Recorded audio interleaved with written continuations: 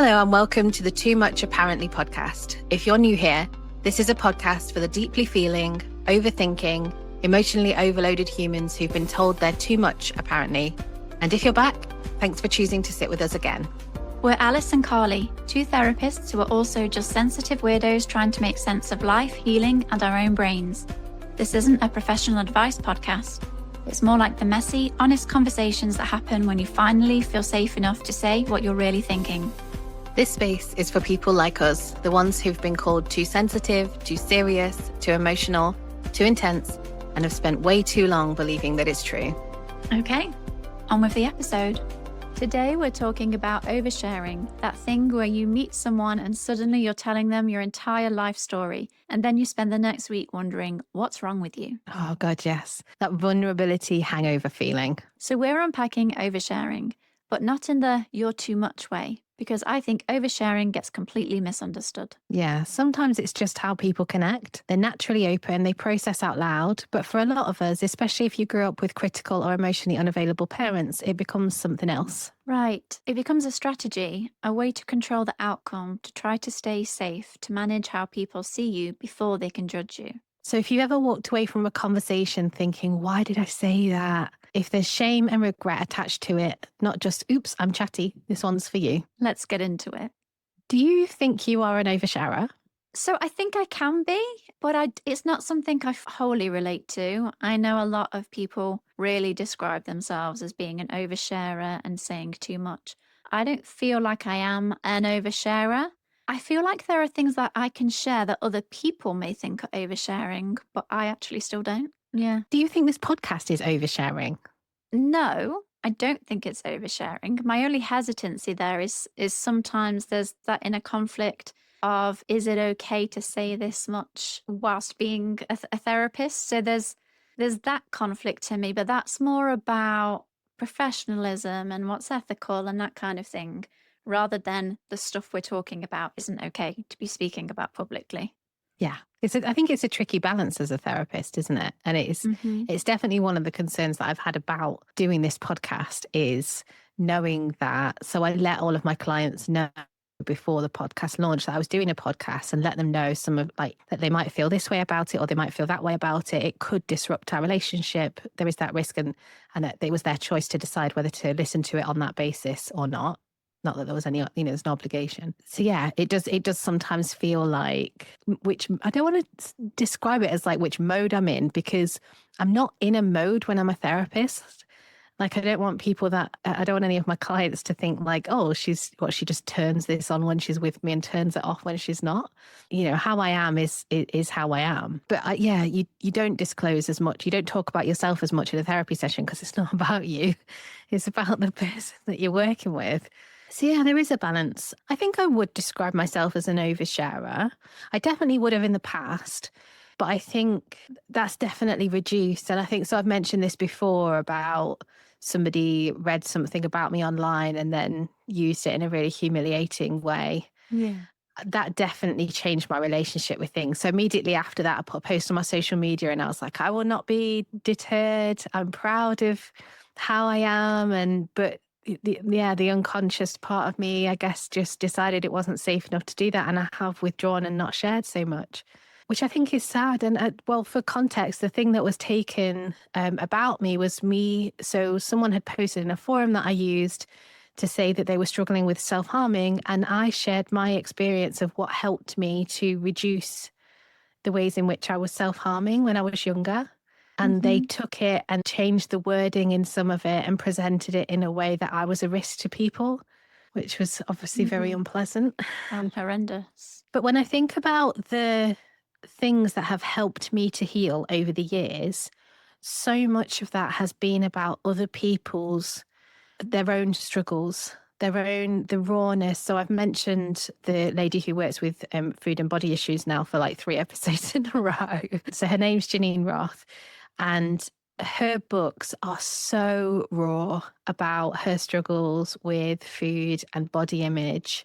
And they were just so healing for me. I think about other kinds of experiences as well. So Elizabeth Gilbert is another one. She wrote about the breakdown of her marriage, and I read that when my marriage broke down. And Yeah, just the cringe things, the shame things, the things that we're discouraged from talking about are actually the things that have made me feel like, oh, okay, I'm not crazy. I'm not a bad person. I'm just someone going through a difficult experience, and other people have been through this as well.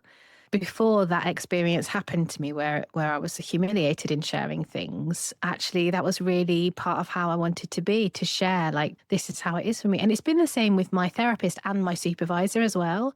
So the points where my therapist has said, like, I've really struggled with this thing, and my supervisor said, like, oh yeah, sometimes, I get really in my head about this.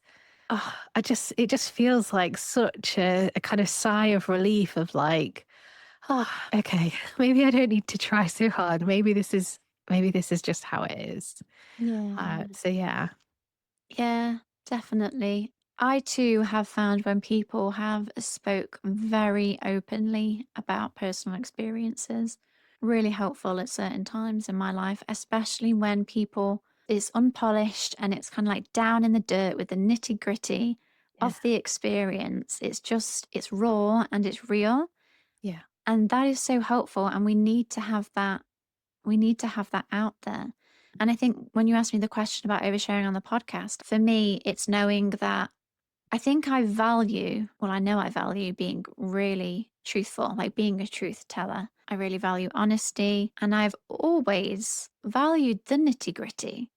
I want to hear the nitty gritty of people's experiences. And so I also feel sometimes uncomfortable where I'm holding back on the podcast of getting into the nitty gritty of my experiences because I think that's what the world needs to have out there. But it's Mm. also the thing that doesn't feel ethical or professional Mhm. in the role as a therapist. But I think it's so helpful when people can. And I've also thought potentially that's just me recognizing that it doesn't have to be me that's doing that, like other people can fill that gap. But in day to day life, I do want to bring the nitty gritty and Yeah. hear that in other people's experience as well. Like, bring on the gory details. Like, I want to know all Yeah. of it. The things that people don't usually say or speak about are the things that often like, need to be said, need to be spoken about. Yeah. I think it's one of the flaws of therapy as a profession that we are so restricted or feel so restricted in sharing our actual experiences, Mm. because most of the time we've done a lot of therapy, we've done a lot of our own work. And most of the time, we're probably quite comfortable with talking about our emotions because of the amount of work that we've done.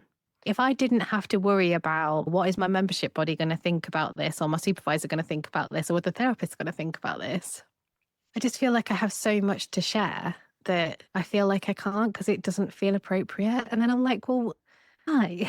Sure. Why isn't it appropriate for me to share about my human experience? And people Hmm. have the choice to see it or not see it.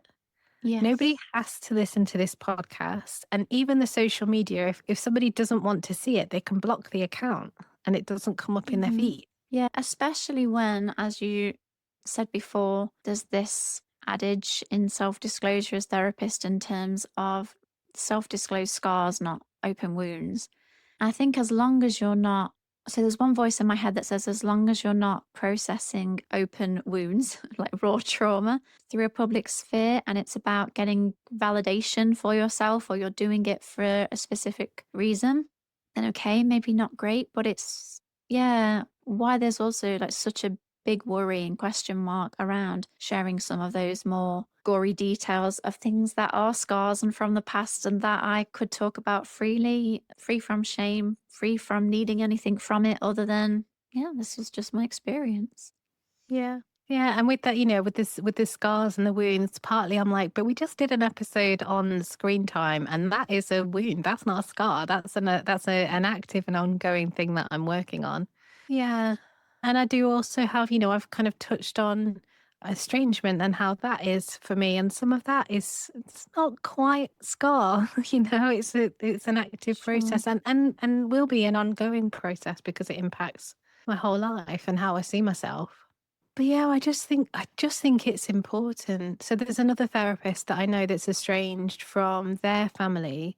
And when I was newly estranged from my mom, I listened to some podcasts that they'd spoken on about their experience, and it was very raw. It was, it was really the details of, what had happened. And I just found that so helpful. It just really helped me feel less alone.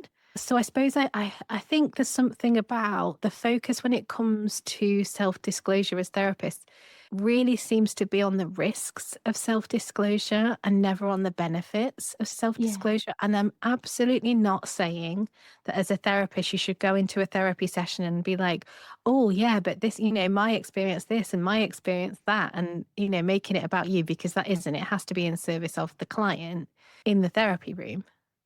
It has to be in service of the client in the therapy room. And I think there's something about outside of the therapy room where it's your life and you're Mm. living it.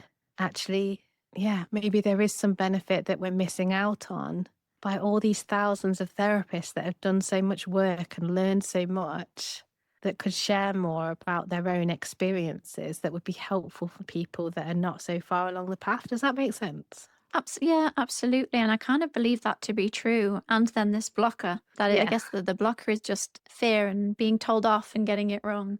Yeah. But yeah, I feel like gosh, there's so much we could talk about in relation to oversharing Hmm. professionally at Hmm. work, as therapists, as a CEO, as a hairdresser, doing somebody's hair, those kinds of places. So yeah, there could kind of be this sense of oversharing professionally and then the sense of oversharing personally, where people feel like they're known for putting their foot in it, not having a filter, saying the thing that you weren't supposed to say there. And the shame that comes along with that, especially if it's impacted upon relationships or Hmm. your likability or how you're viewed by other people. And I'm Yeah. conscious that you asked me if I would class myself as an oversharer. What about you? Would you class yourself as an Yeah. oversharer? So I was just thinking about different kinds of oversharing and what feels comfortable and what doesn't. So we can cut this out if you want. But what I was thinking about is when you said in the past, like about sharing about bodily functions, Yes. and you'll go to the toilet with the door open. I will, yeah. Like for me, that is like I can't do it. I cannot do it. Like when I come to your house and I go for a wee, Yeah. I'm still like, oh my God, I hope she can't hear. Like, why? Why do I care? Yeah, whereas I would just stand with the door open talking to you, like, it's Right. fine, and I would do it the other way around. Like, Right. yeah, Yeah. I have and do it the other way around with some friends where we're having a conversation, I'd be like, "I just need a wee, just follow me to the toilet." Yeah. Carry on the Yeah. conversation. Yeah, yeah. So for me, I'm like, oh, I just like, yeah, there's something about that where I'm just like, I just can't get past it. And I think that, yeah, I just think that the thing that I had where I was humiliated really has changed me in ways that I don't want to admit. Mm, Like I almost feel like I want to have an oversharer badge. I feel proud to be an oversharer, but actually, if I check out how I've been in a lot of situations more, since then, I haven't shared as much. Although I do have some experiences. I think I might have spoken about this on the podcast before as well. So I was in a group with somebody and I just mentioned that my dad had died and it wasn't recent. I can't remember the context at all, but I shared about it and someone said, "Oh, that's a lot," or something like that. oh, And I yeah. don't know if they meant that's too much to share here or whether they meant that's a lot to have been through, empathy, whatever. It felt like the first one. Totally. Mm, Yeah, yeah. I'm familiar with that feeling, that kind of internal sense of, oh, I think I've shared too much there, mhm. but also a sense of confusion and frustration of like, why don't we talk about these things? Why Yeah. isn't it okay to share about different things that we're going through? Yeah. Ah. It's certainly making me think of when I was a teenager. Perhaps I had a greater sense of oversharing there. And I know my memory is rubbish, but I do have a feeling and a sense of saying things and being met with like awkward silence after Mhm. having said the thing. And I may have conflated it, but I feel like maybe that was a relatively common experience, Mm. or at least it happened enough times for it to kind of, for the emotional resonance of that Yeah. to remain in my body. And so I think perhaps as a child, I maybe said or did things that other people thought were maybe a bit weird or an odd thing to do or say or to share. I have one memory of primary school so it was after I found out my parents were getting divorced, and I only knew one other person whose parents had got divorced, and she was a close friend. And I remember going up to her to say, "Oh, my parents are getting divorced." And I just remember her saying something like, "Oh, well, it's not a good thing," and like walking off or something. And I Mm. remember wanting to say like, "Oh, that's not what I meant," but she'd walked off.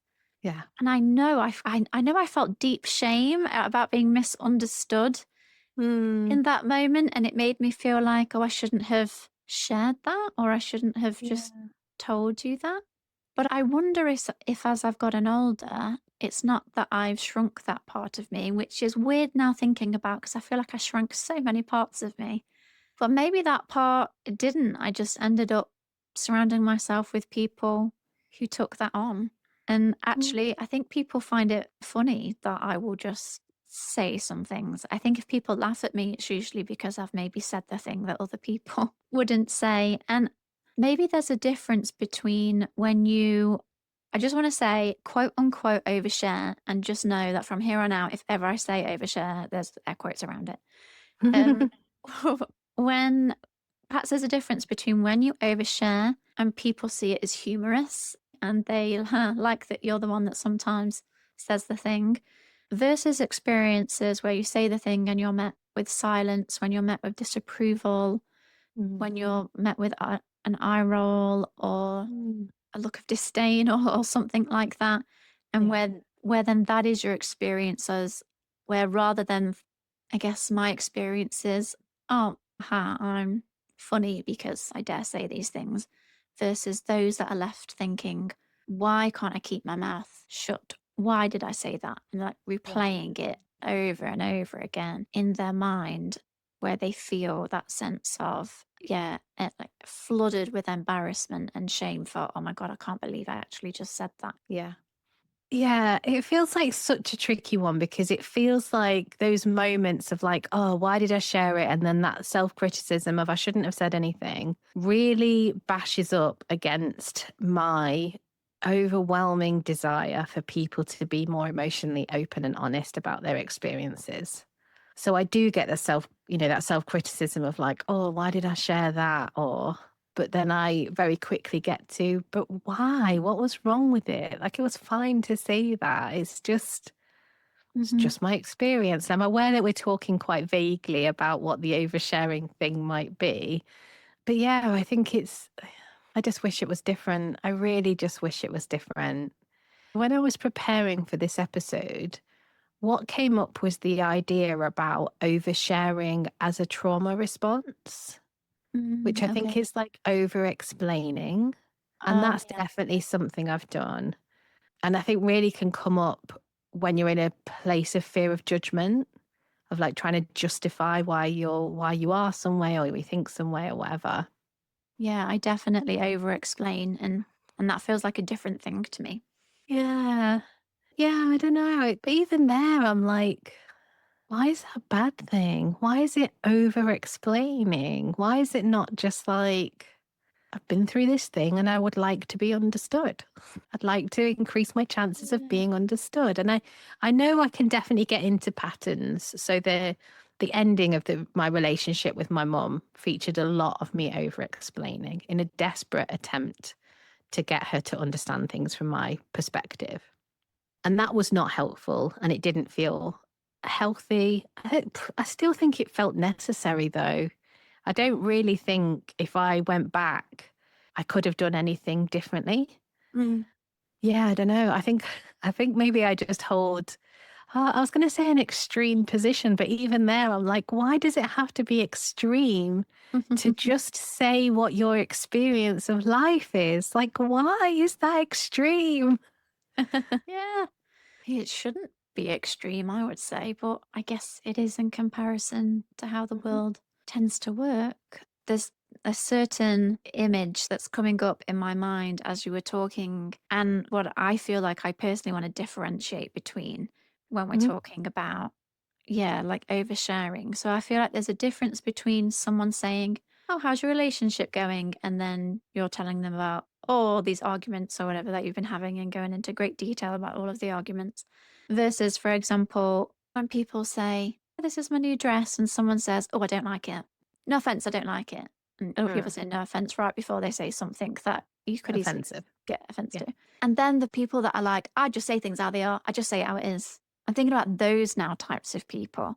Okay. And I Yeah. don't know that that necessarily falls under oversharing, but also I feel like there's a difference between oversharing in a way that's about maybe you trying to be misunderstood, wanting your experience to be heard, Yeah.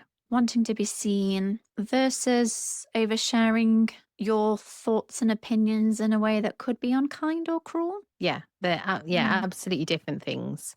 But and I can own for myself that I have had to learn that being honest doesn't mean that you just get a free pass to say it however with complete disregard for other people's feelings.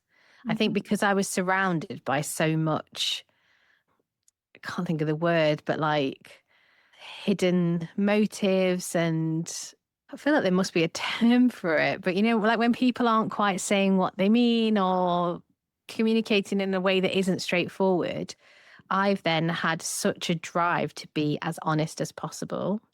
And sometimes that has come out in a way that hasn't showed consideration for other people in my life. So yeah, that is something that I've had to learn. But yeah, that feels very different to oversharing for me. Mm. And I Yeah. think it's possible to say the thing. It's possible to say, I don't think that dress suits you, or it's not something that I would choose. And I think that sentence of, this is just how I am, is a real giveaway. Yeah. So yeah, now I'm trying to think in my head is like, what would I see as oversharing? I think there's some things that are like situationally appropriate and not appropriate. For Yeah. example, as a therapist, it's not appropriate for me to share whatever argument I've had with my husband that morning, right? Uh, Perhaps it's some of the things that might be classed as oversharing might not be related to the thing itself, but then the context within which you are sharing it or who you are sharing it to. So, I don't know. Say you also go to the dentist and give them great detail about the argument that you had with your partner or that weird growth that you've got on your bottom or something like that. yeah. So maybe you might say that to like a friend. Oh, I've got this weird growth. I don't know where idea's come from, by Yeah. the way, but I'm rolling with it now. I've said it. Okay. Maybe you'd say to a friend, I've got this weird growth on my bottom. But yeah, you might not mention it in a restaurant when you're eating or yeah, with your dentist. Yeah. I guess there's no specific guidelines on what counts as sharing versus oversharing. But perhaps for us as individuals, it's when we have that vulnerability hangover Mhm. afterwards. That doesn't necessarily mean we've overshared, where we're suddenly feeling really exposed, where then there's the panic of, why did I say that? Or where you feel Yeah. like you've put your foot in it, where you then end up feeling like, oh, see, I am too much. They're not going to want to see me again. Yeah. And there's all those horrible feelings that you can be left with after an Yeah. interaction, especially Yeah. if the other person hasn't matched your level of sharing. I think that's Yeah. another thing that alters how it feels. If they've Yeah. matched your sharing, probably less likely to feel like you've overshared. But Yeah. if you talk about this traumatic thing that happened to you in childhood and the other person just goes, oh, yeah, okay, yeah, that sounds hard. Yeah, anyway, so I went to tennis the other day and I did this and I did that. And you're like, Mm. oh, got it wrong. Oh no. Yeah. Yeah. Yeah. So I think there is something really important about this goes back to the self criticism bit. And I don't think self criticism is helpful if you feel like you've overshared. I think what it could indicate is that you've shared with somebody that isn't a safe person for you to share with, Yeah. that isn't able to hold that depth of vulnerability, of openness, that it's not a you problem, it's a compatibility issue. Yeah. I do think that is really important. Everyone has such different ideas. And what makes me laugh is my dad says that I ask too personal questions. Mm, I absolutely don't. So if I was to say, "Oh, how's your relationship going?" Mm. You'll think that is a really personal question to ask. Yeah. He's Mhm. actually said, "Oh, you're always asking personal questions." I'm like, Mm. "That's not a personal question to want to know how things are going in your relationship." And he said it a few Mhm. times, at which point I just say, "No, you don't. I'm just trying to connect. You don't share enough." But Yeah. everybody has a different comfort level also Yeah. about how private they are and what Mhm. they think is intrusive or Mm. too much to ask somebody. And I Yeah. feel like this is something that's changed a lot generationally in Mhm. terms of being more open and honest about things that we talk about. Yeah. And actually, I mean, I feel like we connect everything to the bloody patriarchy every friggin' episode. But there's so much around being a woman and women's bodies. Talking about periods was like, oh, so hush, like it's a shameful Yeah. thing to talk about Yeah. in public, or Mhm. getting a tampon out of your bag and walking through the Hiding restroom it with up it your clearly. sleeve. Yeah, yeah, hiding it rather than just like walking through with it in your hand. It's like Yeah. nobody must see that I am a woman and my body does womanly things. So there's also so much just around bodily, I'm bringing it back to bodily functions again. Bodily functions and things like that are dirty and to be Mm. kept a secret and to not be Mm. spoken about. I mean, I don't know how many men in my life have just said, like, oh no, women don't poo. Like, where they just say, oh no, I can't think about that. Women just don't poo. I think I've heard so many people say that. Like, where has this idea come from that Yeah. it's just too much for a man to think that a woman Mhm. poos? Like, grow up, like, get real. Of course. It's not okay to imagine. I don't know. Mhm. Trust me, guys, this is tame for me. Yeah. So much about the oversharing part is Mhm. who's deciding, because one person's oversharing is another person's. Oh my God, I can't get enough of what you're talking about right now. Yeah. So I think, yeah, and then I just think it's more about finding your people, isn't it? Like I Mm. couldn't go through life just surrounded by people that don't want to share or hear me sharing. Like I don't like what's the point? I don't get it. Yeah, I just don't get it.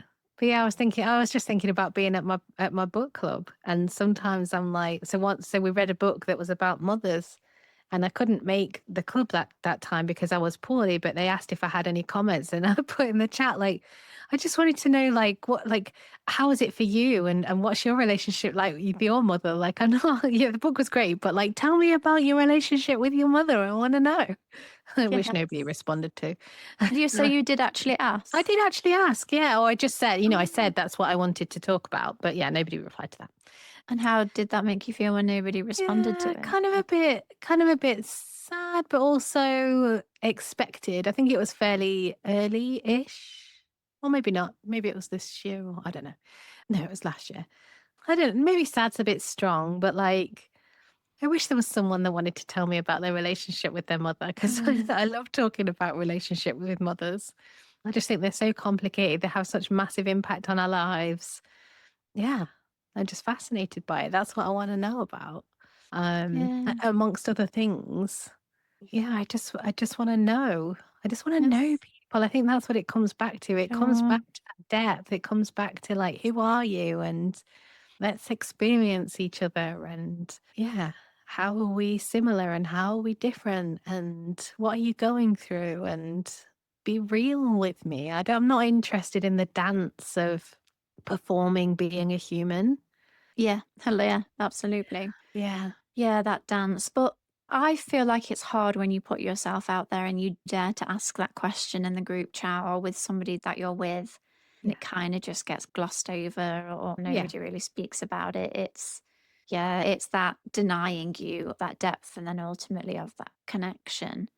Hmm. I guess this conversation is making me think that I don't really believe there's such a thing as oversharing. And maybe it's more about not oversharing, but appropriate sharing. That Yeah. there is no such thing as oversharing, but there are certain times and places when it might not be appropriate to share some things. One of the reasons that I don't fully relate to oversharing is because I think I have good control Hmm. over when and where and with whom I'm sharing Okay. stuff. Not Yeah. always. As I say, sometimes I say something in that awkward silence and you're like, oh, I got it wrong. But that's not a common experience for me. Whereas I know, well, people that I know, people that I work with, where that has been a common experience where they feel they're an oversharer, but it coming back to that lack of filter. And actually, that might have been fine to say in a different context, Mhm. but it's where you do it within the context that maybe Mm. is not the best place to have shared Yeah. it. Yeah. And so going back to my book club, I feel like, partly someone could say that's not an interest, that's not an appropriate place to get into people's relationships with their mothers. Mm, And that's true. And also in my dream book club, we would use the books to talk about how we relate to it or don't relate to it, or yeah. So if it's a book about mothers, that we talk about our own mothers, because that's a yeah. path to connection, that's a path to human connection. And also I hold that it's fine, and it is fine that nobody responded to that, and I didn't want to talk about that. That's also okay. I still enjoy going to the book club and enjoy what we do talk about. So yeah, and I think that, like, the appropriate sharing, I'm still with the question of, but who decides what's appropriate? Like, there isn't a right answer, and I think sometimes you can't know until it's too late. You can't know until you've said the thing, until it's too late. Mm, I just yeah. think there's really a need for compassion. I think the one thing that I would say is about, if you're in a group and you notice that you are taking up a lot of the time in the group talking about your issues. And I don't mean every now and again, but if it's like, if you meet regularly and you notice that you are using a lot of the time on a lot of the occasions that you meet, there might be something about, how is the rest of the group feeling about the time balance that every member of the group gets. It feels like there's a thing about, like an etiquette thing there about, is everybody getting enough space? Hmm. And because I've definitely been in spaces where people overshare in that respect, so they're sharing, but they're sharing so much that it's taking up a lot of the Yeah. time. That's more about, yeah, dominating the conversation. Yeah. Which is, again, it's not necessarily a wrong thing. It might be right for that group, but I guess there's something about just checking out, like, how is this working out for the rest of the group? There's also responsibility on the other group members to speak up, Hmm. to take up more space, to ask for more space in the group. Yeah. I am aware that my kind of position comes from my experiences, where I've experienced a lot of shutting down and a lot of, we don't talk about that, and a lot of deflection from personal questions and things Mm, like that. And I really do just wish that people were more open. yeah. And even if for whatever reason someone's not able to be open or if it's something that they struggle to deal with, I still think there is a way in which you could respond that doesn't shame the other person Yeah. Yeah. or leave that person feeling like they've done something wrong. Yeah. I can just so connect with the feeling that it gives you in your body. And Yeah. it's just a horrible feeling. It's just when you Yeah. want the ground to swallow you up and you just poof and disappear in that moment in Yeah. time. Yeah. Yeah, it's not a nice feeling. Yeah, there can just be again a lot of grief around that, about the Mm. experiences that you have had or friendships that you've lost, whether that is genuinely because of your oversharing or because you've interpreted it as, oh, that's my fault because I'm Yeah. an oversharer. Mm. But either way, the sense of hurt and pain, loss and grief that comes along with that, it can be really painful, especially when, so if we're prone to getting into anxious attachment relationships with other people, if Mhm. we've experienced relational abandonment and we're worried about losing people and losing friends, again, our anxiety can manifest as such where we might overshare and then inadvertently end up like sabotaging that connection, for example. Yeah. And there is so much about our relational patterns that can also be Mm. at play here. And again, there's nothing wrong with sharing for validation, but at the same time, if we're always sharing like solely for validation, that's not necessarily always coming from a healthy place Right. either. Yeah. I think there's something about it's needed in order to develop a sense of being able to rely on yourself. Yeah, If you're always stuck in that place of needing somebody else to validate you, yeah, that might be something to look at. That at some point it's helpful to be able to validate yourself. And yeah, which I guess is where the position that I have with oversharing is the way that I've come to feel more comfortable with it is that I've decided for myself that this is what feels right for me. And if it doesn't feel right for other people, that is uncomfortable for me sometimes, but it doesn't mean that I'm wrong. It doesn't mean that I'm doing mm, it wrong. It just means that most other people are not this way. And so I'm not going to find what I need in most people. But when I yeah. do find it, like with you, it's amazing. Mm. Yeah, yeah, definitely. I feel like this topic bleeds out into so many others, such as over explaining, over justifying. It also leads a little bit into being direct or abrupt, which, funnily enough, Yeah. is what we're going to talk about in the next episode. So there's lots of different, I think, threads that can play a part in this, especially whether you feel like your oversharing comes from, firstly, that ADHD impulsive. Yeah, if you feel like it's coming from an impulsive, unfiltered part, like what we see in some ADHD is, whether it's coming from a trauma history where you're maybe searching to be understood and validated and have your experience validated or to get certain needs met, and where you're sharing from a place that feels safe and grounded and, and empowering. You kind of said you've recognized this is how you communicate and what you like to talk about. And if people don't like that, fine. And the ones that do, yeah, you like, there is something really empowering in that. And it means you're being intentional in your sharing rather than, oh, that slipped again. Yeah.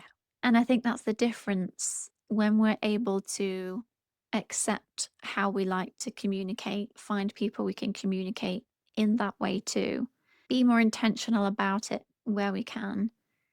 But also, if you are someone that sometimes can put your foot in it a bit and oops, you've already said that thing before it's left your mouth, do you have people around you that know that that's just you and Mhm. either take that on the chin or find it a bit funny or don't Mm. make a thing of it in Yeah. a way where you're not then left like drowning in the social shame?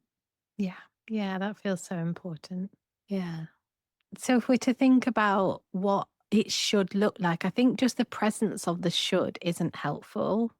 I think so. What I had in my mind a moment ago was I used to write a blog online where I was writing, it was when I was first doing intuitive eating.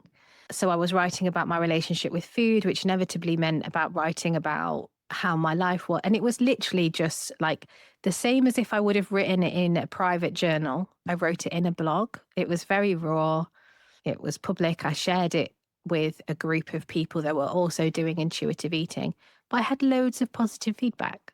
I did Mhm. also have somebody anonymously leave a comment, and I think it was somebody that knew me that pretended to be somebody that didn't. It was a helpful comment, but I wish they'd done it in their own name. Yeah, it was very raw, and but it was helpful for me to do that and be met with support, and it was helpful. Other people told me it was helpful for them, for me to write about, and it was anxious, it was messy, it was probably a bit desperate at points because it went through the period where I was getting divorced, and essentially my happy ever after to my first husband had ended, and I thought I'd never believe in love again. It was, it was really sad. So I almost don't want to like get into how people should behave. I think the only should for me is try and find someone who can meet you where you are, whether that's a friend that you can trust or a sibling that you can trust or a therapist that you can trust. If there's nobody else, then I honestly think that's my only should. Don't harm Mhm. people. Don't intend, don't harm people. Try not to be, whether that's intentional or unintentional, like be mindful. Like your words have power and that is important. And that's not to say that being direct is wrong, because I don't think it is. I think being direct is really good in some situations. But yeah, find someone supportive and just check out, is this going to hurt anybody? And if not, share, say the thing. Yeah. I think there's been so much rhetoric on social media about oversharing. And the other thing that comes up a lot in relation to oversharing is trauma dumping. I hear it from people all the time about, oh, yeah, I've not reached out or spoken to anyone because I don't want to trauma dump on anybody. I hear people using phrases like that now quite often, and it's now inbuilt a fear in people that Yeah, it's not okay to talk about things that they've experienced because then they're trauma dumping. And so then yeah, people aren't opening up because they think that's oversharing and that's a bad thing to yeah, do. yeah, And yeah, that really saddens me because I feel like there are these concepts that then get taken as hard or fast rules rather yeah, than there is so much context and nuance to all of this. Yes, yeah, if every time you're seeing your friend, you're just telling them about your trauma over and over again and not yeah, creating any space for them or thinking about how that might impact them to keep listening to that, then of yeah, course that's not going to be a good thing to do. But you're allowed yeah. to talk to your friends about your trauma and it's not trauma dumping. Yeah. And I think it also puts the onus on the traumatized person to be acting in an emotionally healthy, I don't love that, the way I'm phrasing that, but I'm just going to go with it, in an emotionally healthy way. If you're traumatized, you are going to have less capacity to think about the impact on other people. And there is a responsibility for the person who is tired of listening or doesn't have the capacity to listen to say, I really care about you and I don't have the capacity to listen to this today at all. Whatever it is that we have to say, this isn't work, that I'm not the person to share this with, to do that in a kind way. Yeah, I think trauma dumping has come out of the kind of the big boundary conversation, where I think people have, what we're realizing now is that maybe we've gone a bit far on boundaries, Yeah. and that is having a negative impact, which I also think is fine. Sometimes we have to try something out, realize we've made a mistake. That's just part of being alive. We're going to get things wrong or realize that they haven't quite worked out in the way that we're intended. And the sooner we can say that isn't, oh, I thought that was going to work and it wasn't, the sooner that we can change course and go to something that helps us better. Yeah. But yeah. So if anyone's listening to any of my friends or anyone who knows me is listening to this and worried about trauma, like, come talk to me. Just come talk to me about stuff. I want to hear. I always want to hear. Hmm. Yeah. I feel like a lot of our conversation today has centered on oversharing isn't a thing. It's Yeah, not a problem. yeah, Yes, but in terms of communicating with others, there are always ways in which we can develop and grow our communication skills yeah. overall Hmm. and how we're talking to people, how we're taking up space, how we're sharing space, Yeah. and having that high level of self-awareness. Hmm. So yeah, we can all absolutely work on and improve our communication skills. I think that's something that we should all be doing forever anyway. But the oversharing part is not the problem. Yeah, the thing you want to talk about is fine to Yeah. talk about. Yeah, Yeah. yeah, that feels important. So if you're someone who shares a lot and then regrets it, being naturally open isn't a problem. You're not too much, you're not broken. You're learning to pace connection in a way that feels safe. The work isn't about shutting down, it's about learning to choose who gets access, when, and how much. It's about building relationships where you feel seen, not exposed. Next time, we're diving into Too Honest for My Own Good, the episode for anyone who's ever said something true and then immediately thought, shouldn't have said that. We'll talk about why some of us just can't do the social dance of sugarcoating, why truth-telling can feel like a liability, and why the alternative, staying quiet, often feels worse. But for now, we'll leave you with this. What would it feel like to focus on finding a safe person to share with instead of shaming yourself for sharing at all? That's all from us today. If this episode made you feel a bit less alone, the best way to help us reach more people is to subscribe, rate the podcast, and follow Too Much Apparently on Instagram, TikTok, and YouTube. Those simple clicks help other sensitive humans find us when they need it most. Thanks for listening, and we'll be back soon.